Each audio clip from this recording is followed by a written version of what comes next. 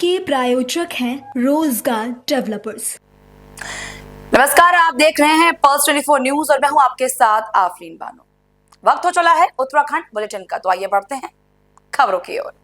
खबर देहरादून से है, जहां अग्निशमन सेवा सप्ताह के अवसर पर पुलिस लाइन में आयोजित कार्यक्रम में शामिल हुए मुख्यमंत्री पुष्कर सिंह धामी। अग्निशमन सेवा सप्ताह 14 अप्रैल से शुरू हुआ, जो 20 अप्रैल तक मनाया जाएगा। कार्यक्रम में उत्तराखंड के गृह सचिव शैलेश बगौली, प्रदेश के पुलिस महानिदेशक दीपक सेठ सहित पुलिस के वरिष्ठ अधिकारी मौजूद रहे। अभी हमारा राष्ट्रीय खेल 38वें यहाँ पर संपन्न हुए हैं, जिसमें हमारे राज्य के खिलाड़ियों का प्रदर्शन भी बहुत अच्छा था और खेलों का आयोजन भी बहुत अच्छा था। तो देवभूमि वीरभूमि के साथ हम खेल भूमि के रूप में भी आगे बढ़ रहे हैं। तो ये देवभूमि योग भूमि भी बने, इसलिए जन जन तक इसको पहुंचाने के लिए लगातार हम लोग योग दिवस से पहले अनेक कार्यक्रमों को स्कूलों में, अन्य संस्थानों में, आश्रमों में, जो भी हमारे ऐसे संस्थान हैं जहाँ पर सेवा के कार्य होते हैं, उन सभी को जोड़कर इसको आगे बढ़ाएंगे। और जन जन का योग बनाने के लिए आदरणीय प्रधानमंत्री जी का जो संकल्प है कि हर एक व्यक्ति योग करे, फिट रहे, उसको यहाँ पर विशेष अभियान के रूप में चलाएंगे। खबर हल्द्वानी से है, जहां उत्तराखंड विश्वविद्यालय शिक्षा परिषद द्वारा घोषित हाई स्कूल एवं इंटरमीडिएट परीक्षा परिणामों में हल्द्वानी के होनहार छात्र जतिन जोशी ने राज्य भर में टॉप कर क्षेत्र का नाम रोशन किया है। जतिन ने हर गोविंद सुयाल इंटर कॉलेज कुसुमखेड़ा से हाई स्कूल परीक्षा में भाग लिया और 99.20% अंक प्राप्त कर उत्तराखंड टॉप किया। जतिन की इस उपलब्धि से न केवल उसके माता पिता और गुरुजनों को गर्व की अनुभूति हुई है, बल्कि पूरे विद्यालय और क्षेत्र में खुशी की लहर दौड़ गई है। जतिन ने अपनी सफलता का श्रेय नियमित अध्ययन, आत्मविश्वास और शिक्षकों के मार्गदर्शन को दिया है। रिजल्ट आप ही लोगों के माध्यम से हमको प्राप्त हुआ है। हाई स्कूल में अपना बच्चा जतिन जोशी ने पूरे प्रदेश में टॉप किया है और उसके अतिरिक्त 6-7 बच्चे और हैं, अभी रैंकिंग हो रही है। और इंटरमीडिएट में अपने 2 बच्चों ने 25th स्थान लेकर मेरिट। जतिन का 99.20। ये बड़ी उपलब्धि है बच्चों के लिए भी, हमारे लिए भी, क्योंकि जिस प्रकार से हमने पूरे वर्ष भर एक प्लानिंग के साथ, मेहनत के साथ ये मेरिट में बच्चे कैसे आएंगे करके प्रयास किया था, उसका परिणाम आज है। गत वर्ष हम इंटरमीडिएट में टॉपर थे, स्टेट टॉपर, और इस बार मैंने अपने स्टाफ को चैलेंज किया था कि हम हाई स्कूल में टॉप नहीं कर पाए कई वर्षों से, इस बार हाई स्कूल में टॉप करना, और इस चैलेंज को स्वीकार करके हमारे पूरे स्टाफ ने और बच्चों ने और पूरे प्रदेश में इस प्रकार से पहला स्थान प्राप्त किया है। अत्यधिक हर्ष हो रहा है, अत्यधिक खुशी हो रही है। मैं KS Bist, principal Hargovind sir, state UK board में 12th बोर्ड में मेरी 25th रैंक रही है स्टेट। अच्छा, कौन सी क्लास की? Class 12 PCM stream. ओके, किस तरह से क्रेडिट देंगे किसको अपनी सफलता का? डेफिनेटली स्कूल, क्योंकि टीचर्स ने बहुत ज़्यादा सपोर्ट किया था स्टार्टिंग से ही, एंड पेरेंट्स जिन्होंने स्टार्टिंग से बहुत ध्यान दिया था मुझ पे भी और मेरे भाई पे भी। और भाई ने भी आपको कौन सी परीक्षा में? भाई ने भी तो टॉप किया है। हाँ, भैया का भी रैंक है। क्या बनना चाहते हैं? मैं सिविल सर्विसेज में जाना चाहती हूँ। ठीक, अच्छा लग रहा है, क्योंकि कोई अगर मेहनत करता है, अगर वो सफल होता है तो सबको ही अच्छा लगता है। तो हमारे लिए गर्व की बात है कि हमारे बेटे ने ये मुकाम हासिल किया है और काफ़ी अच्छा लग रहा है। रुड़की में एक राष्ट्र एक चुनाव विषय पर केंद्रित एक बैठक का आयोजन किया गया, जिसमें उत्तराखंड सरकार में राज्य मंत्री रमेश गढ़िया और रुड़की नगर निगम मेयर अनिता देवी अग्रवाल मुख्य अतिथि के रूप में मौजूद रहे। ये बैठक लोकतंत्र की मजबूती एवं सुचारू संचालन के दृष्टिकोण से अत्यंत महत्वपूर्ण मानी जा रही है। एक राष्ट्र एक चुनाव देश की सबसे बड़ी आवश्यकता है, क्योंकि हम सब इससे प्रभावित होते हैं। आज इलेक्शन हुआ, फिर 2 महीने बाद एक इससे तो छुट्टी मिली नहीं, फिर 2 महीने बाद दूसरा इलेक्शन चालू हो गया, फिर 6 महीने बाद दूसरा इलेक्शन आ गया। एक आचार संहिता ख़त्म नहीं होती है और फिर दूसरी आचार संहिता चालू हो जाती है। और सबसे बड़ी बात तो इससे हर आदमी, बच्चे से, अब हम ये सोचेंगे भाई बच्चों को इससे क्या फ़र्क पड़ता है, लेकिन वो भी प्रभावित होते हैं। शिक्षकों की ड्यूटी लग जाती है, आज यहाँ ड्यूटी लगी हुई है, कल दूसरे इलेक्शन में लग गई, तीसरे, तो साल में जो है वो ये मान के चलिए कि 2 महीने तो इसी चीज़ में निकल जाते हैं। तो और आर्थिक बोझ सबसे ज़्यादा पड़ता है। आज एक बार पैसा खर्च होना है वो 20 जगह पैसा खर्च होता है, 20 गुना पैसा खर्च होता है। तो इस सब से बचने के लिए हमारे माननीय प्रधानमंत्री जी की पहल बहुत ही अच्छी पहल है और हम सबको इसका समर्थन करना चाहिए और वाकई देश की प्रगति के लिए हमें इसका समर्थन करके और ये सब लागू करवाना चाहिए। 2027 तक लागू हो पाएगी, केंद्र राज्य दोनों में सरकार है, जनता को लाभ मिलेगा इसका? नहीं, बिल्कुल, हम तो कोशिश में हैं ही। हमारे प्रधानमंत्री जी ने तो इस चीज़ की पहल की ही है। इसकी रिपोर्ट माननीय पूर्व राष्ट्रपति जी ने दे दी है और हम सबका समर्थन इनके साथ रहा, वो वाकई जो है ये संभव हो पाएगा। आज की बैठक में कई लोग पहुंचे, संदेश किस तरह का दिया गया? हाँ बिल्कुल, देखिए सबसे बड़ी बात तो कि अगर पूरे नगर को 40% प्रतिनिधित्व करते हैं और सब यहाँ मौजूद थे तो ये समझिए कि पूरे वर्ग का ही समर्थन इसको मिला है और मिलना भी चाहिए। मैं सबका बहुत बहुत धन्यवाद करता हूँ। धन्यवाद।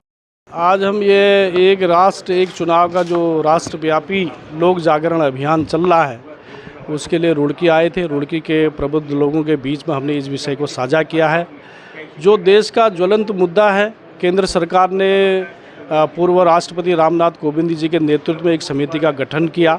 इस देश के अंदर जो वर्तमान चुनाव प्रणाली में खामियां हैं और जिसके कारण कहीं न कहीं जनता को सफ़र करना पड़ता है, उसके लिए उससे छुटकारा मिले और उसकी जो सिफारिशें हैं रामनाथ कोविंद समिति की, उस सिफारिशों के बारे में हमने यहाँ बताया है कि देश में आने वाले समय में एक राष्ट्र एक चुनाव ये भारत की आवश्यकता है, इस समय की मांग रहेगी। एक साथ लोकसभा और विधानसभा का चुनाव होना चाहिए, उससे समय की बचत भी होगी और जनता पर आर्थिक बोझ भी कम होगा और देश के विकास के लिए बहुत सहायक सिद्ध होगा। इन विषयों को लेकर हम यहाँ आए थे और जनता से हमने बातचीत की। जब देश का जनमानस इस विषय को समझेगा और इस विषय के समर्थन में आगे आएगा तो निश्चित रूप से मुझे लगता है कि संसद में ये विषय दोबारा आना है और जिसके बाद चर्चा के बाद ये कानून बनेगा। तो जनता की अवेयरनेस यदि रहती है तो निश्चित रूप से एक कानून बन करके हम सब लोगों के बीच में आएगा और चुनाव प्रणाली में ये अभूतपूर्व और अच्छा एक परिवर्तन दिखाई देगा। आज हम लोग धनौरी में थे, फिर यहाँ थे, यहाँ के बाद हरिद्वार हैं। ऐसे उत्तराखंड के सभी शहरों में, सभी विकासखंडों में, सभी तहसीलों में जा कर के हम समाज के बीच में जा कर के इस विषय को साझा कर रहे हैं। विशाल कार्यक्रम होना था, कहीं ना कहीं संख्या कम रही है, इस पर क्या कहना चाहेंगे? नहीं, विशाल तो ऐसा है कि ये कोई बड़े कार्यक्रम करने का कोई अभियान नहीं है। भारतीय जनता पार्टी आज हज़ारों की संख्या में कार्यक्रम कर सकती है। हमारे है कि हम जिन तक पहुँचना चाहते हैं वो लोग आने चाहिए। तो वो अच्छी संख्या में यहाँ थी, पूरा हॉल भरा हुआ था और कहीं ना कहीं वो समाज के प्रबुद्ध जन थे, उन्होंने विषय को अच्छी तरह से समझा है और उसका समर्थन भी मिला है हम सब लोगों को। आम जनता हमारा इतना बड़ा संगठन है और इसमें केवल भारतीय जनता पार्टी नहीं तो समाज के बीच में से ही लोग लगे हुए हैं। इसमें बहुत सारे जो पूर्व सेना के अधिकारी हैं वो लोग भी जुड़े हैं, पूर्व अधिकारी हैं वो लोग भी जुड़े हैं। समाज के बीच में जो बहुत सारे अपने अपने संगठनों के माध्यम से सेवा का काम कर रहे हैं वो कर रहे हैं। महिलाएं भी जो अच्छा काम कर रही समाज में वो भी हमारे इस अभियान में जुड़े हैं। तो ये केवल पार्टी नहीं, तो पार्टी के अतिरिक्त भी बहुत सारे समाज के लोग इसमें जुड़े हुए हैं। वो अपने अपने बहुत अच्छे एडवोकेट हैं, हाई कोर्ट के एडवोकेट हैं, ज़िलों के एडवोकेट हैं, वो भी इस अभियान को अपने स्तर पर चला रहे हैं। हमारे पास डॉक्टर बहुत सारे लोग जुड़े हैं, वो भी इस अभियान को जुड़ा रहे हैं। तो समाज के लोगों के द्वारा ही ये अभियान चलाया जा रहा है। खबर अल्मोड़ा से है, जहां विवेकानंद इंटर कॉलेज ने एक बार फिर शिक्षा के क्षेत्र में शानदार प्रदर्शन किया है। इस साल हाई स्कूल और इंटरमीडिएट बोर्ड परीक्षाओं में विद्यालय के 19 छात्र छात्राओं ने मेरिट लिस्ट में स्थान प्राप्त किया है। इनमें हाई स्कूल के 13 और इंटरमीडिएट के 6 छात्र छात्राएं शामिल हैं। इस उपलब्धि पर स्कूल प्रबंधन, शिक्षक और विद्यार्थियों ने मिठाई बांटकर खुशी मनाई। शिक्षकों ने बताया कि हर साल की तरह इस साल भी छात्रों ने विद्यालय का नाम रोशन किया है। स्कूल में विद्यार्थियों की पढ़ाई और विशेष ध्यान दिया जाता है, जिससे हर साल शानदार परिणाम आते हैं। हमारे यहाँ इस बार हाई स्कूल में 13 बच्चे हैं और इंटर में 6 बच्चे मेरिट में जो है आए हुए हैं। किस प्रकार देखते हैं? स्कूल हमेशा अच्छा प्रदर्शन करता है। स्कूल जो है हमारा विद्यालय लगातार जो है जब से इंटरमीडिएट यहाँ पर बना, लगातार बोर्ड में कई बार जो है बोर्ड स्तर पर जो पूरे प्रांत स्तर पर प्रथम भी आए हैं। गत वर्ष भी इंटरमीडिएट में जो उत्तरांचल प्रसिद्धि परीक्षा में हमारे विद्यालय से जो प्रथम आए थे पीयूष भैया, और हमारे प्रधानाचार्य जी का लगातार जो है बच्चों का निरीक्षण और हमारे समस्त स्टाफ का बच्चों के प्रति लगातार समर्पण और अभिभावक का हमारा सहयोग। और विद्यालय की सबसे बड़ी विशेषता ये है कि लगभग हम जुलाई माह से जो है बोर्ड में पढ़ने वाले बच्चों की जो अतिरिक्त कक्षाएँ लगाते हैं हमारे प्रधानाचार्य जी, और उन्हीं के देखरेख में समय पर बच्चों को कक्षा में भेजना और आचार्यों के प्रति या जो हमारा स्टाफ है उनका पूरा सहयोग देना। और जहाँ पर भी किसी बच्चे को किसी प्रकार की कोई दिक्कत रहती है उससे स्वयं अकेले बच्चे को ले करके उसको व्यक्तिगत रूप से भी पढ़ाने के लिए प्रधानाचार्य जी सभी स्टाफ से कहते हैं। मैं तो विवेकानंद इंटर कॉलेज आइंधा रोड अल्मोड़ा का छात्र हूँ, जिसमें मैं कक्षा 10वीं का छात्र हूँ, जिसमें मेरी 97.2 रैंक आई है। वैसे तो मेहनत मैंने करी थी, इसमें मुख्य रूप से मेरे जो टीचर हैं और जो मेरी मदर है उन्होंने मेरा बहुत ज़्यादा योगदान दिया। इन्होंने मेरी बहुत ज़्यादा मदद करी और ट्यूशन तो मैंने कुछ खास गया नहीं, मेरा ऑनलाइन ही पढ़ता था मैं यूट्यूब से। धर्मनगरी हरिद्वार की पवित्र हर की पौड़ी के पास एक युवक ने गंगा किनारे अमर्यादित पोस्टर के साथ वीडियो बनाकर सोशल मीडिया पर डाला, जिससे लोगों की धार्मिक भावनाएं आहत हो गईं। वीडियो वायरल होते ही बवाल मच गया। मौके पर पहुंची पुलिस ने तुरंत युवक को हिरासत में ले लिया। पुलिस ने समझाने के बाद युवक से वीडियो डिलीट करवाया और सख्त हिदायत दी। युवक ने सार्वजनिक रूप से अपनी गलती मानी और माफी भी मांगी। मेरा नाम दिग्विजय सैनी है, मेरे पिताजी का नाम अमित सैनी है। मैं हरिद्वार का रहने वाला हूँ। मेरे द्वारा इंस्टाग्राम पे कल एक अपशब्दों में गंगा किनारे वीडियो अपलोड कर दी थी मैंने। उस चीज़ के लिए मैं पुलिस विभाग से और जिन भाइयों को मेरी वीडियो से ठेस पहुँची है मैं उन सबसे हाथ जोड़ के क्षमा मांगता हूँ। यूट्यूबर और इंस्टाग्राम भाइयों से मैं अपील करता हूँ कि इस तरह की कोई भी वीडियो आप लोग भी ना बनाएं। रुड़की में विश्व हिंदू परिषद और बजरंग दल के कार्यकर्ताओं ने बंगाल सरकार के खिलाफ धरना प्रदर्शन किया है। उन्होंने कहा कि वक्फ कानून के विरोध की आड़ में संपूर्ण बंगाल को हिंसा की आग में जलाया जा रहा है और हिंदुओं को प्रताड़ित किया जा रहा है। उससे लग रहा है कि बंगाल की स्थिति अत्यधिक चिंताजनक है।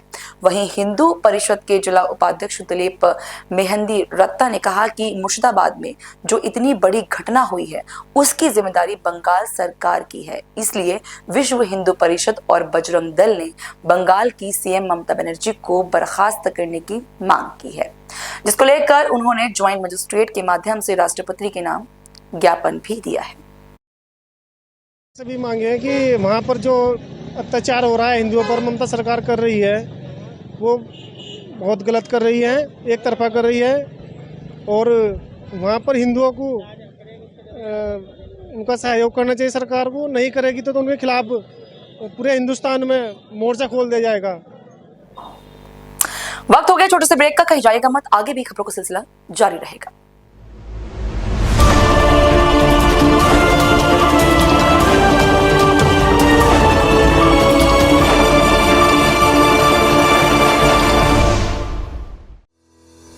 रोजगार डेवलपर्स, a unit of रोजगार डेवलपर्स एंड प्राइवेट लिमिटेड। घर वहीं जहां हो आपका भरोसा। पिछले 15 सालों से आपके सपनों का घर हमारी प्रतिबद्धता। रोजगार डेवलपर्स का पता है शिमला बाईपास रोड, गणेशपुर, देहरादून। रोजगार डेवलपर्स से संपर्क करने के लिए अभी डायल कीजिए 9897054026 पर या 8433207910 पर।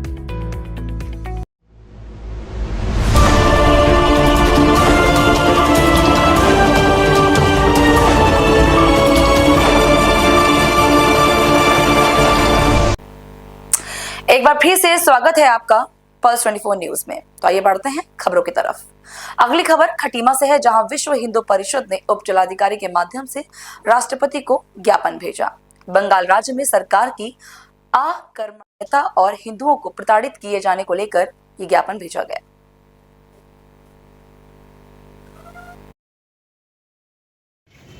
बंगाल के अंदर जो सुनियोजित रूप से हिंदुओं पर अत्याचार हो रहा है उसके खिलाफ आज देशव्यापी आंदोलन या ज्ञापन का महामहिम राष्ट्रपति के माध्यम से पूरे देश में देने का आज ये संकल्प विश्व हिंदू परिषद का बजरंग दल के कार्यकर्ताओं के नेतृत्व में आज ये ज्ञापन एसडी महोदय को दिया के द्वारा महामहिम राष्ट्रपति को दिया गया है।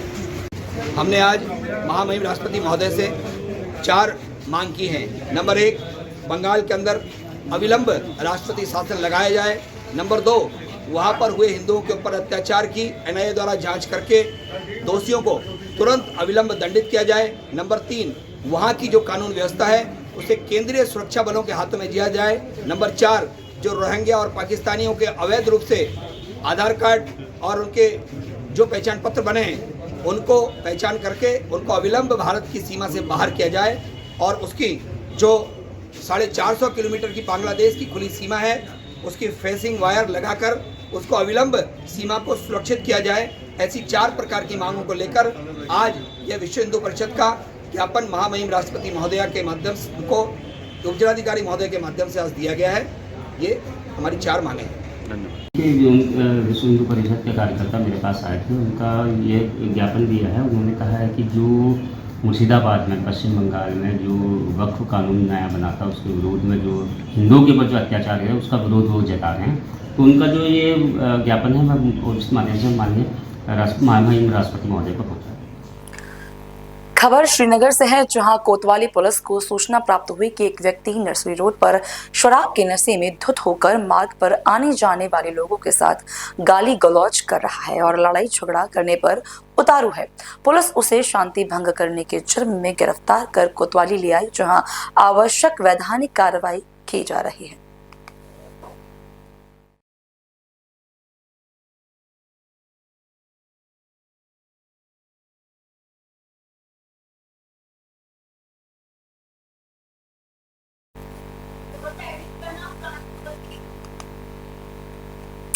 शराब के नशे में अक्सर ये देखा जाता है कि बीच रोड पर लोग हंगामा मचा देते हैं। ऐसे में प्रशासन की ये जो जिस तरीके की तस्वीरें हमने आपको दिखाई हैं, प्रशासन एक तरीके से अलर्ट मोड पर आ गया है कि इस तरह की जो तस्वीरें हैं वो आगे से सामने ना आए।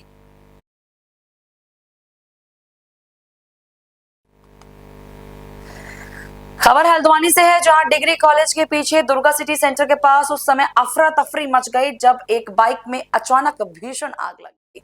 सूचना मिलते ही फायर ब्रिगेड की टीम मौके पर पहुंची और तत्परता दिखाते हुए आग पर काबू पाया।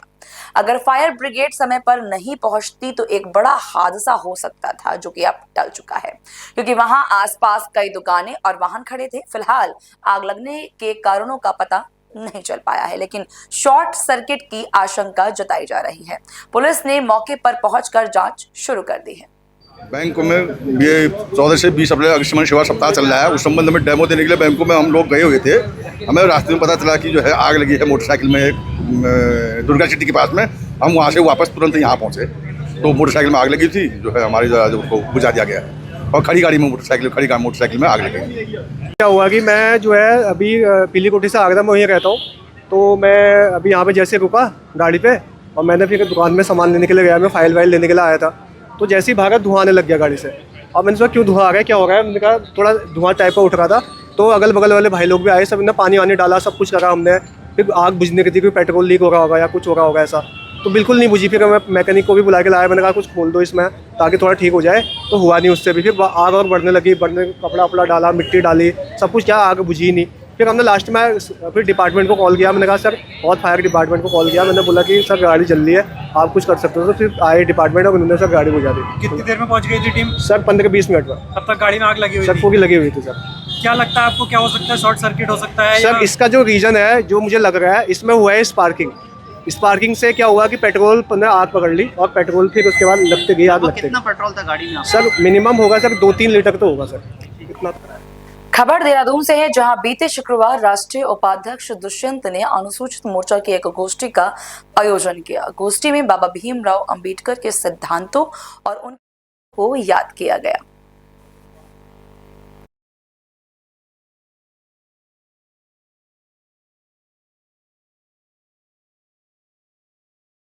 पार्टी देहरादून महाद्वारा आयोजित इस सम्मान सभा के शुभ अवसर पर आज के कार्यक्रम के मुख्य अतिथि हमारे बहुत ही आदरणीय हमारे राष्ट्रीय महामंत्री, इस प्रदेश के प्रभारी आदरणीय दुष्यंत गौतम जी, कार्यक्रम की अध्यक्षता कर रहे पद्मश्री डॉक्टर पी.के. संजय जी, महानगर के अध्यक्ष सिद्धार्थ अग्रवाल जी, राज्यसभा के सम्मानित सांसद नरेश बंसल जी, हमारी सांसद महारानी माला लक्ष्मी शाह जी, इस क्षेत्र के बहुत ही लोकप्रिय विधायक आदरणीय खजान दास जी, मेरी गुरु माता श्रीमती सविता कपूर जी, कार्यक्रम के संयोजक सुरेंद्र राणा जी, आपने आदरणीय गिरी जी, अरे भाई नाम सही लिखा करो भाई, आदरणीय गिरी जी, संचालन कर रही डॉक्टर बबीता सोहत्रा जी, सामने बैठे हुए हमारे प्रसिद्ध समाज सेवी आदरणीय राकेश ओबराय जी, गीता खन्ना जी, आदरणीय नागलिया जी, विपिन जोशी जी, यहाँ पर उपस्थित सम्मानित बंधु मित्रों, जब भी हम भारत के संविधान, समानता, सामाजिक और सामाजिक न्याय की बात करते हैं तो एक नाम सबसे पहले हमारे मन में आता है और वो नाम है डॉक्टर भीमराव अंबेडकर।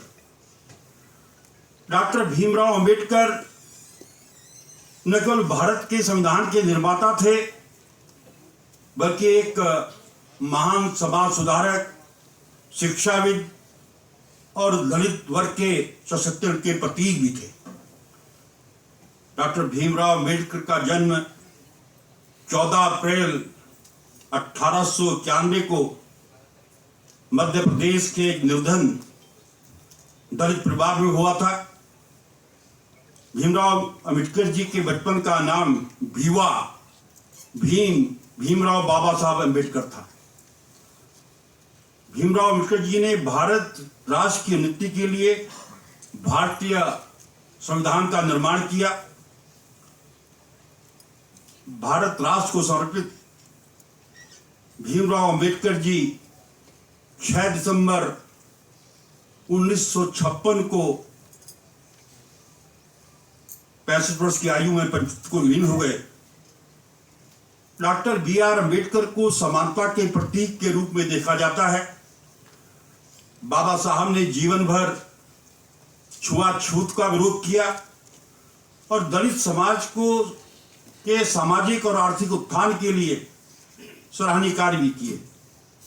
अंबेडकर जी को रक्षा सलाहकार कमेटी में रखा गया और कानून मंत्री के लिए चुने गए आजाद भारत के सबसे पहले कानून मंत्री थे। बाबा साहब अंबेडकर को अपने महान कार्यों के चलते 1990 में उन्हें मरणोपरांत भारत के सर्वोच्च नागरिक सम्मान भारत रत्न से सम्मानित किया गया।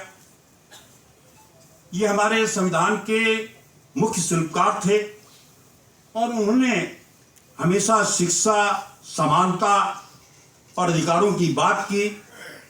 उनका ये कथन बहुत प्रसिद्ध है।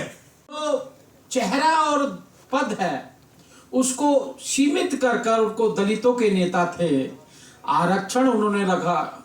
इसका घृणास्पद आदरणीय अंबेडकर जी को बनाने का काम कांग्रेस ने किया।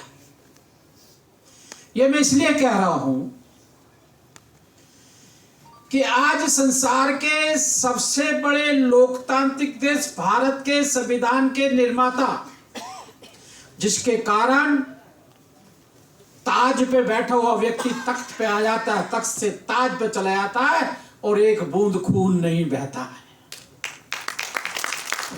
आसपास के देश देखिएगा सत्ता परिवर्तन किस प्रकार से होता है, लेकिन यहां पे सत्ता परिवर्तन भी होता है, व्यवस्थाओं में बार बार अनेक परिवर्तन भी आते हैं, लेकिन कोई किसी के आकर कुछ बोल नहीं सकता। जैसे आज वक्फ बोर्ड है, वक्फ का निर्माण किया गया है, लेकिन सरकार ने बिल बनाया है, सरकार के द्वारा पारित बिल कहीं भी चुनौती नहीं हो सकता, उसके बाद भी सुप्रीम कोर्ट में सुनवाई हो रही है। ये भारतीय लोकतंत्र की नींव है। इसलिए इस संविधान की गरिमा, अगर डॉक्टर भीमराव अंबेडकर जी के बारे में अगर किसी को पढ़ना है, समझना है, लिखना है, जो मुझे भी नहीं मालूम था, मैं 2015 के 26 नवंबर के 2 दिन के पार्लियामेंट्री डिबेट पे जाना चाहूंगा, क्योंकि मोदी जी डॉक्टर अंबेडकर जी को इसलिए पसंद नहीं करते कि वो दलित है, दलितों के लिए काम किया। जब वो मुख्यमंत्री थे, जब 14 अप्रैल आता था और 26 नवंबर आता था, उस दिन वे हाथी पे संविधान को रखकर पैदल विधानसभा तक जाते थे, क्योंकि उस संविधान ने देश को बचाया हुआ है। 26 नवंबर 2015, 26 नवंबर को संविधान दिवस के रूप में नहीं, लॉ डे के रूप में, जितने कुछ वकील बैठे होंगे उनको जानकारी होगा, जितनी भी न्यायपालिका है या न्यायालय है, वहां पर 26 नवंबर को लॉ डे के रूप में मनाया जाता है, क्योंकि उस दिन संविधान को अपने आत्मसात करने का काम भारत ने किया था 26 नवंबर 1949 को, इसलिए उस दिन को लॉ डे के रूप में मनाते हैं। तो मोदी जी ने कहा, अरुण जेटली जी लॉ मिनिस्टर थे, उनको कहा भाई 26 नवंबर लॉ डे क्या होता है, कैसे बनाते हैं, कोई अधिसूचना जारी हुई है क्या? अरुण जी भी 2 दिन लगे रहे, 3 दिन लगे रहे, देखा कहीं अधिसूचना जारी नहीं है। तो मोदी जी ने कहा कि अभी अधिसूचना जारी करो, आगे से 26 नवंबर को संविधान दिवस के रूप में बनाएंगे।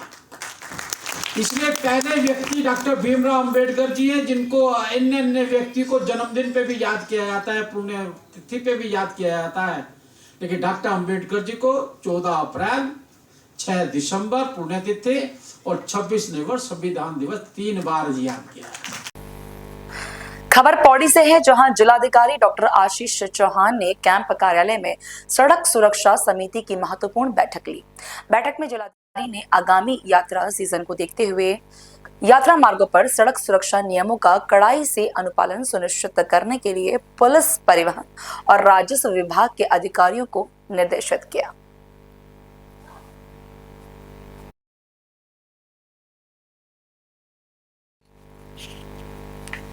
फिलहाल उत्तराखंड बुलेटिन में मेरे साथ बस इतना ही। मुझे दीजिए इजाजत और देश और दुनिया की तमाम बड़ी खबरों से जुड़े रहने के लिए देखते रहिए पल्स 24 न्यूज। नमस्कार। इस प्रोग्राम के प्रायोजक थे रोजगार डेवलपर्स।